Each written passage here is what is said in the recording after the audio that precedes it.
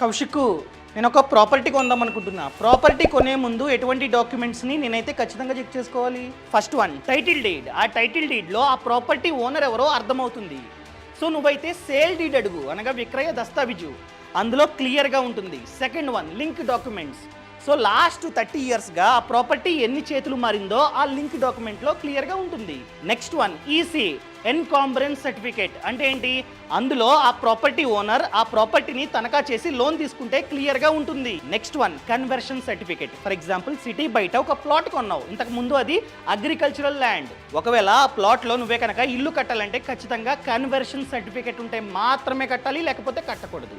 Next one, RERA certificate మనమైతే ఖచ్చితంగా తీసుకోవాలి. అదేవిధంగా బిఆర్ఎస్, బిల్డింగ్ రెగ్యులేషన్ స్కీమ్, వాళ్ళు పర్మిషన్ ఇస్తారు ఇన్ని ఫ్లోర్స్ మాత్రమే కట్టాలని చెప్పి. సో ఆ పర్మిషన్ తగ్గ కన్స్ట్రక్షన్ జరిగిందా, లేకపోతే అంతకంటే ఎక్కువ ఉందా?